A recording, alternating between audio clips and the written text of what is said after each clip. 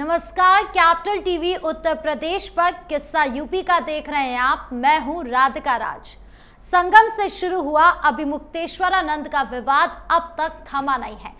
यहां तक कि माहौल को शांत करवाने की कोशिश भी की गई, लेकिन अभिमुक्तेश्वरानंद ने हर दिन एक ऐसा बयान दिया या कदम उठाया जिससे सिर्फ और सिर्फ इस मुद्दे को भड़काया है। और अब एक बार फिर माहौल को गरमाते हुए उन्होंने 7 मार्च से वाराणसी में गौ प्रतिष्ठा युद्ध यात्रा शुरू की है, जो 11 मार्च को लखनऊ पहुंचेगी, जहां बड़ा धरना शुरू किया जाएगा, जिसके लिए लखनऊ में कानून व्यवस्था और ट्रैफिक की स्थिति को देखते हुए लखनऊ प्रशासन ने 26 शर्तों के साथ कार्यक्रम स्थल और कार्यक्रम की मंजूरी दी है।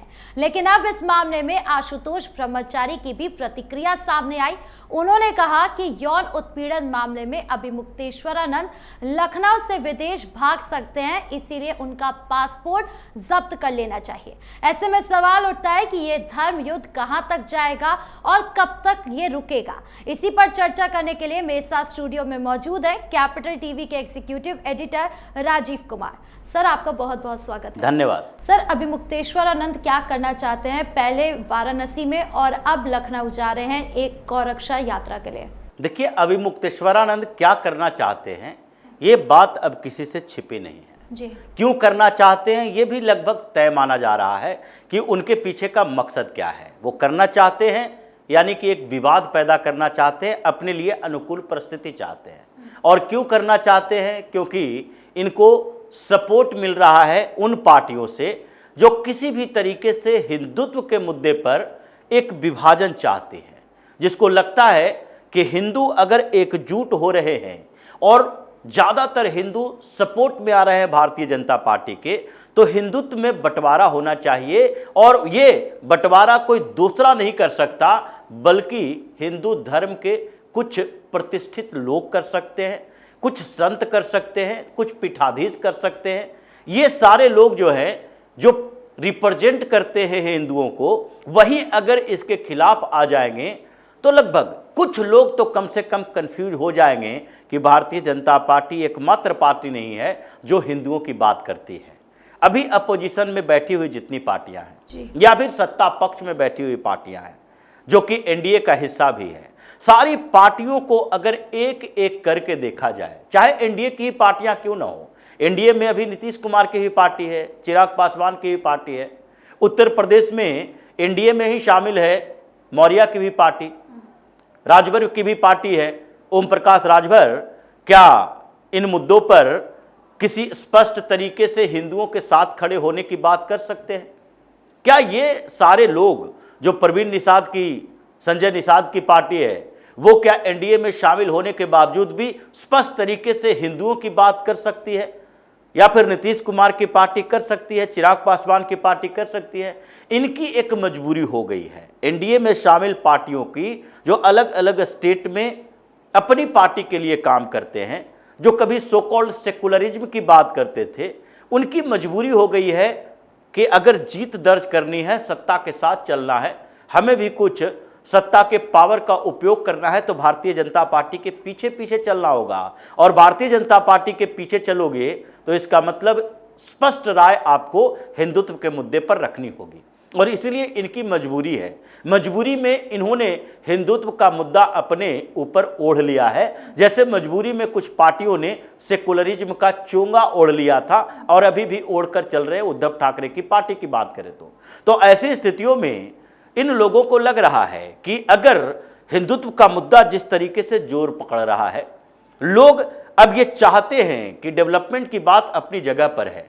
अगर डेवलपमेंट में कंपैरिजन करेंगे और दूसरी पार्टियों से कम डेवलपमेंट की बात, विकास की बात भारतीय जनता पार्टी करती है, तो उसमें कुछ कंफ्यूजन हो सकता है। लेकिन इन सारे मुद्दों के बावजूद अगर हम अपने धार्मिक अधिकार की बात करें तो उसमें तो कहीं कोई और टिकता ही नहीं है। एनडीए की पार्टी हो या फिर इंडिया अलायंस की पार्टी हो, ये सारे के सारे सो कॉल्ड सेकुलरिज्म का चोंगा ओढ़ कर बैठे हैं और फिर मुस्लिम अपीजमेंट की पॉलिटिक्स करते हैं। तो ऐसी स्थितियों में जो धीरे धीरे आधार बढ़ रहा है भारतीय जनता पार्टी का, और योगी जैसे नेता उभर कर सामने आए, तो इन्होंने उत्तर प्रदेश में बड़ा आधार पैदा किया, जिसमें लगता है कि 55% से ज़्यादा वोट आधार भारतीय जनता पार्टी के पास अब तक आ चुका है।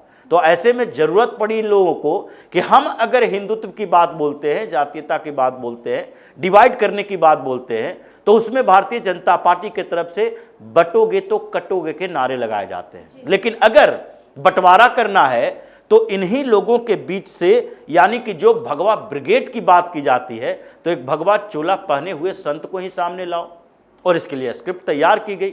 अब अभिमुक्तेश्वरानंद को लगा कि ये विवाद तो लगता है खत्म हो गया। वाराणसी में हमने धरना दिया, कोई फर्क नहीं पड़ा। संगम तट पर धरना दिया, कोई फर्क नहीं पड़ा। लोग हमारे खिलाफ आने लगे, संत हमारे खिलाफ आने लगे कि आप विवाद पैदा कर रहे हो, लेकिन हमें तो कोई प्रॉफिट नहीं मिला। और जो हमारे आका हैं, जो हमारे पीछे बैठे हुए हैं, वो भी कह रहे हैं कि हमें सपोर्ट करने से क्या फायदा मिला। जब इस मुद्दे को आप चुनाव तक खींच ही नहीं सकते तो फिर हमें क्या फायदा मिलेगा। इसलिए अभिमुक्तेश्वरानंद को कहा गया है कि अभी इस मुद्दे को आगे बढ़ाओ। अब आगे बढ़ाओ यानी कि आपने जो गौ प्रतिष्ठा, गौ सुरक्षा की बात की है और उसके लिए एक धर्म युद्ध की बात की है। धर्म युद्ध का मतलब शायद अभिमुक्तेश्वरानंद अगर समझ जाते तो इतिहास में झांक कर देख लेते तो उन्हें लगता कि ये धर्म युद्ध नहीं लड़ रहे, ये अधर्म युद्ध लड़ रहे हैं। धर्म युद्ध का मतलब ऐसा नहीं होता कि आप अपने ईगो पर आकर अपने लिए, अपनी प्रतिष्ठा के लिए एक दूसरे को लड़ा दो और फिर कहो कि ये धर्म के लिए लड़ाई हो रही है। क्या महाभारत में दुर्योधन के अपने अधिकार नहीं थे? क्या उसने अपने मुद्दे नहीं उठाए थे? लेकिन धर्म उसके साथ था या पांडवों के साथ था?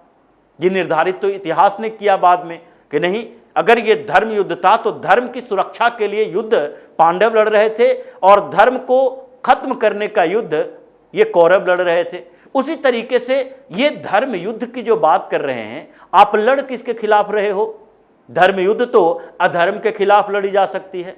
तो क्या आपको लगता है कि भारत में अधर्मियों की सरकार है? क्या आपको लगता है कि भारत में जो वर्तमान सरकार है वो हिंदुओं की सुरक्षा नहीं कर रही, हिंदुओं के लिए नहीं काम कर रही? और जो पहले की सरकारें थी, यानी अगर उत्तर प्रदेश में भी पहले की सरकारें मुलायम सिंह यादव की थी, वो धार्मिक सरकार थी, धर्म के लिए लड़ रही थी, इसलिए मुलायम सिंह यादव गोलियां चलवा देते हैं उन लोगों के ऊपर जो धर्म के लिए अपनी जान की कुर्बानी देने को तैयार था। उन लोगों के ऊपर आप गोलियां चलवा देते हैं। ये अखिलेश यादव की सरकार जो हिंदुओं को जेल में डाल देते हैं, मुजफ्फरनगर दंगे में भी, या फिर कहीं भी कोई स्थिति अगर हिंदुओं के लिए पैदा हो तो मुसलमानों के साथ खड़े रहते हैं। शोभा यात्रा निकाली जानी हो तो उन जगहों पर सेंसिटिव जोन घोषित कर देते हैं जहां पर हिंदुओं की शोभा यात्रा से मुसलमानों को तकलीफ हो रही हो। ये नहीं देखते कि मुहर्रम के जुलूस के दौरान हिंदू मोहल्लों से ये अल्लाह अकबर के नारे लगाते हुए जाएंगे और उसमें हिंदुओं का सेंटिमेंट अगर टूटता है, इनको दुख होता है, तकलीफ होती है तो कोई बात नहीं। तो इसलिए जो ये लड़ाई लड़ रहे हैं उसमें सब लोगों को पता हो गया कि ये लड़ाई अधर्म का धर्म के खिलाफ है। यानी अभिमुक्तेश्वरानंद योगी के खिलाफ लड़ाई लड़ रहे हैं, उन्हें हटाकर एक ऐसे अधार्मिक राक्षसी प्रवृत्ति वाले, जिसको सनातन धर्म में कहा जाता है। राक्षसी प्रवृत्ति का मतलब ये नहीं होता कि वो मानवीयता के खिलाफ ही है। ये राक्षसी प्रवृत्ति दिखाई गई है, प्रवृत्ति के लेवल पर है। ये व्यक्ति के बड़े बड़े दांत, बड़े बड़े नाखून वाले नहीं हैं। इसलिए उस व्यक्ति को आप सत्ता पर लाना चाहते हो जिसकी प्रवृत्ति हिंदुओं के खिलाफ रही है, अखिलेश यादव जैसे लोगों को, तो ये तो लोगों को पता चल गया। अब इसके बाद इनको कर्ज चुकाना है जिन्होंने इनका सपोर्ट किया है। तो ऐसे में इन्होंने आंदोलन छेड़ दिया। अब इन्होंने आंदोलन के साथ ही ये मंजूरी की बात की कि नहीं नहीं भाई, हमें प्रोटेस्ट के लिए जगह चाहिए, लखनऊ पहुंचेंगे तो प्रोटेस्ट करेंगे। तो सरकार को लगा कि एक्सपोज तो पहले हो चुका है, मंजूरी न देने का कोई मतलब नहीं है। लोकतंत्र है और लोकतांत्रिक व्यवस्था में अगर इन लोगों को शांतिपूर्ण प्रदर्शन करना है, पीसफुल प्रोटेस्ट करना है, तो सरकार इन्हें मंजूरी देगी ही। इसलिए मंजूरी भी दे दी गई, शर्त भी रख दी गई। अब शर्त ऐसी है कि जिससे अभिमुक्तेश्वरानंद के लिए समस्या पैदा हुई है कि इनके चेले चपाटों सहित जितने लोग इनके साथ रहेंगे, अगर उनके बीच से किसी भी तरीके से कोई धार्मिक बातें की गई जिसमें से हिंदुओं के खिलाफ बात हुई तो भी जेल जाएंगे। अगर धार्मिक व्यक्तित्व के खिलाफ, यानी कि किसी दूसरे संत के खिलाफ बात की गई, जैसे आशुतोष ब्रह्मचारी की बात है जो इनके ऊपर आरोप पर आरोप लगा रहे हैं, अगर उनके खिलाफ बात की गई, दूसरे हिंदू संतों के खिलाफ बात की गई, या फिर गोरखनाथ पीठ के बारे में बात की गई, योगी आदित्यनाथ के बारे में बात की गई, तो भी आपके खिलाफ कार्रवाई होगी। या अगर आप कोई पॉलिटिकल पर्सनालिटी के खिलाफ बोलते हैं तो भी आपके खिलाफ कार्रवाई होगी। ये 26 शर्तें जो है वो जाम लगाते हैं तो भी कार्रवाई होगी, रूट को मोड़ते हैं तो कार्रवाई होगी, हंगामा करते हैं प्रोटेस्ट के अंदर तो आपसे वसूली होगी। यानी कि ये लखनऊ जाने की बात करके मंजूरी लेकर प्रशासन को एक और हथियार दे दिए कि अगर वहां पर पहुंचते हो और शांतिपूर्ण तरीके से प्रोटेस्ट नहीं करते तो फिर आपके खिलाफ दोहरी कार्रवाई हो सकती है। और इस मामले में अभिमुक्तेश्वरानंद पर कई और 1-2 दर्जन केस हो सकते हैं, क्योंकि वहां पर जाने के बाद कोई भी गलत काम होता है तो उसकी जिम्मेदारी अभिमुक्तेश्वरानंद के ऊपर आती है।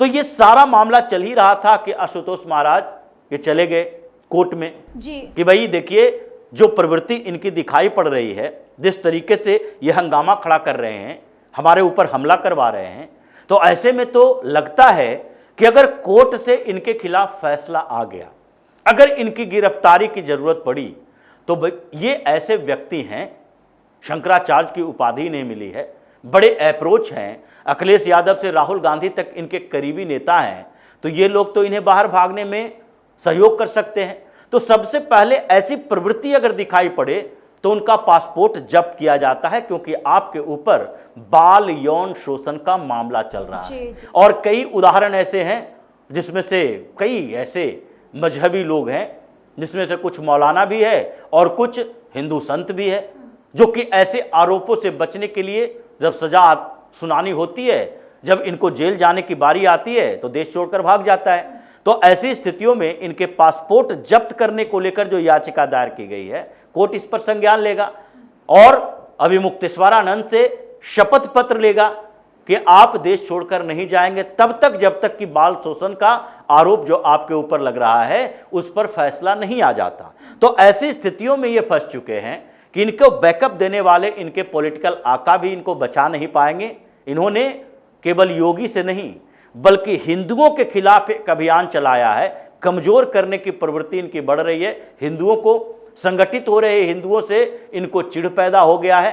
तो ऐसी स्थिति में अब अभिमुक्तेश्वरानंद अगर लखनऊ के बाद आगे कोई भी प्रोटेस्ट ऑर्गेनाइज करते हैं तो इसका मतलब है कि इनके ऊपर गद्दार होने का ठप्पा भी लग जाएगा। जी, इस मुद्दे पर जानकारी देने के लिए आपका बहुत बहुत धन्यवाद। धन्यवाद। तो आने वाले दिनों में ये साफ हो जाएगा कि लखनऊ का ये कार्यक्रम सिर्फ एक धार्मिक सभा बनकर रह जाता है या फिर ये विवाद और बड़ा राजनीतिक रूप लेता है। एक तरफ अभिमुक्तेश्वरानंद अपनी गौ रक्षा और सनातन परंपरा के नाम पर आंदोलन को तेज करने की बात कर रहे हैं, तो वही सरकार और प्रशासन कानून व्यवस्था बनाए रखने के लिए सख्त शर्तों के साथ अनुमति दे चुका है। ऐसे में सबकी नजरें अब लखनऊ पर टिकी हुई है कि क्या ये कार्यक्रम शांति के साथ संपन्न होगा या फिर प्रदेश की सियासत को और भी ज्यादा गरमा देगा। आपकी इस पूरे मामले को लेकर क्या राय है, कमेंट बॉक्स में जरूर बताएं। धन्यवाद।